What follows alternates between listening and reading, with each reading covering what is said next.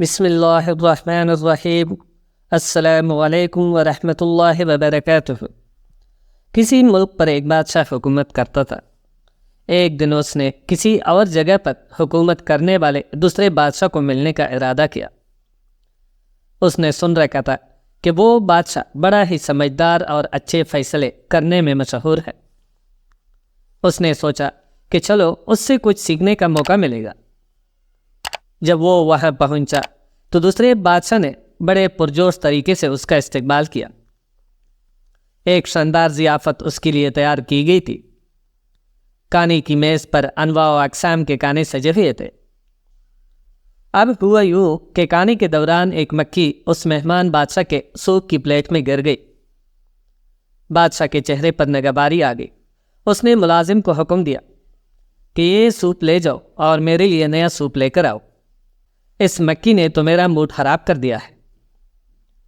اب جو میزبان بادشاہ تھا اس نے یہ سب دیکھ کر بڑے ادب سے عرض کیا، جناب علی، آپ اس بات پر ناراض نہ ہو، یہ تو صرف ایک عام سی مکھی ہے، اس سے کھانے کو کوئی فرق نہیں پڑتا۔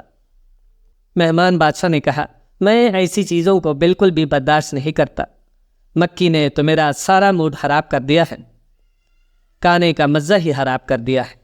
میزبان بادشاہ یہ بات سن کر مسکرایا، جناب، اگر آپ اجازت دیں تو میں آپ کو ایک اچھی دنائی والی بات بتانا چاہوں گا۔ یہ مکھی نہیں جس نے آپ کا موڈ خراب کیا ہے، بلکہ یہ تو آپ کا ری ایکشن، آپ کا رد عمل ہے جس نے آپ کے موڈ کو بگاڑا ہے۔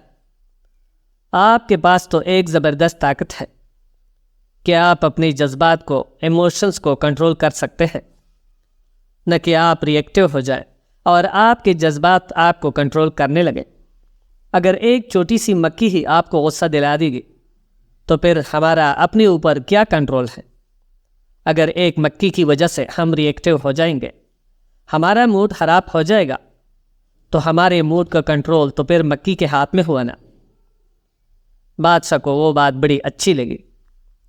اس نے اسے پلے سے باندھ لیا اور اپنی ریاست میں واپس آ گیا۔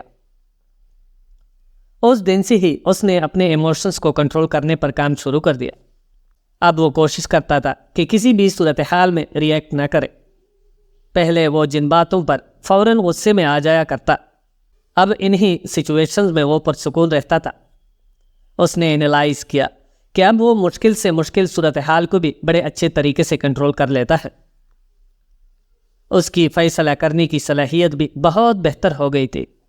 دوستو، فوری رد عمل نہ دینے کی صلاحیت ہماری شخصیت کی بہت اہم خوبی ہوتی ہے۔ بہت ساری سچویشنز میں ہم بنا سوچے فوری رد عمل دے دیتے ہیں، جن کے نتائج پھر ہمیں بھگتنے پڑتے ہیں۔ ہماری کسی بھی بات پر فوراً غصے میں آ جانے کی عادت ہمارے تعلقات کو خراب کر دیتے ہیں۔ غصے اور فرسٹریشن میں ہم صحیح فیصلے بھی نہیں کر پاتے۔ رد عمل نہ دینے کا، ری ایکٹ نہ کرنے کا ہرگز یہ مطلب نہیں ہے کہ ہم اپنے جذبات کو دبا دیں۔ جذبات ہماری زندگی کا بہت اہم حصہ ہوتے ہیں، ان کی بڑی اہمیت ہوتی ہے۔ ضرورت بس اس چیز کی ہوتی ہے کہ ہم فوری طور پر ری ایکٹ نہ کریں۔ فوری طور پر ری ایکٹ کرنے کی بجائے ہم اپنے آپ کو تھوڑا سا وقت دیں، اپنے جذبات پر قابو پاتے ہوئے خود کو سوچنے کا موقع دیں، اور پھر سوچ سمجھ کر ذمہ داری کے ساتھ اپنا رسپانس دیں۔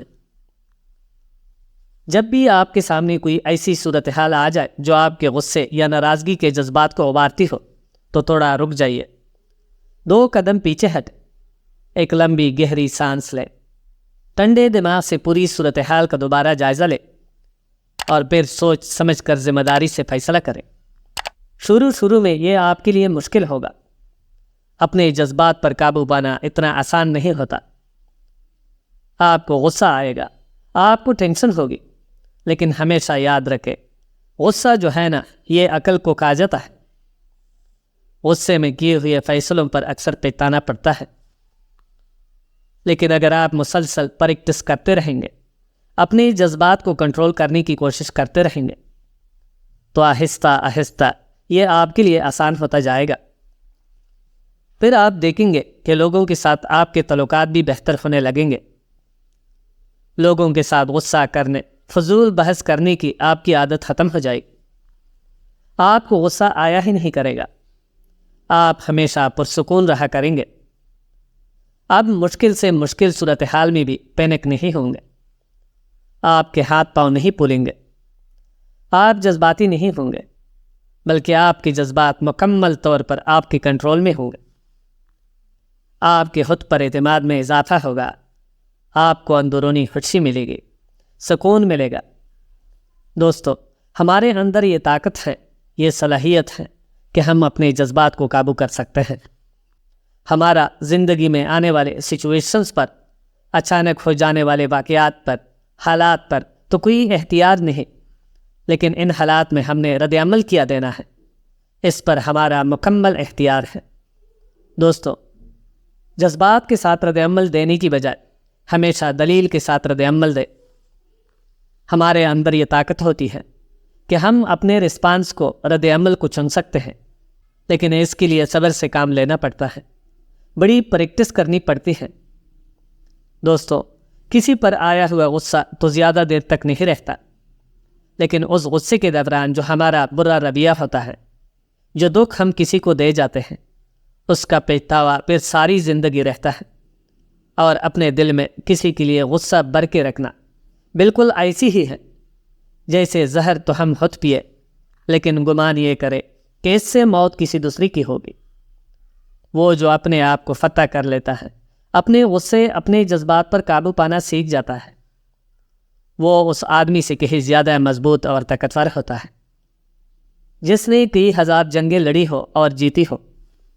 دوستو، انسان کو اپنے غصے کی وجہ سے سزا نہیں ملتی، بلکہ انسان کو سزا ہی اس کا غصہ دیتا ہے۔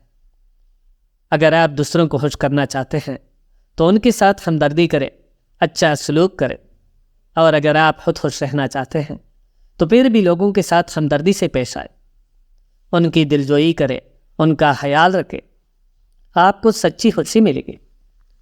دوستو، آخر پر صرف یہ 3 چیزیں ہی باقی رہتی ہیں، میٹر کرتی ہیں کہ آپ نے لوگوں میں کتنی محبت بانٹی، آپ نے کتنی نرم مزاجی اور اخلاق سے زندگی گزاری، اور آپ نے کتنے اچھے طریقے سے لوگوں کی غلطیوں، کوتاہیوں کو نظر انداز کیا۔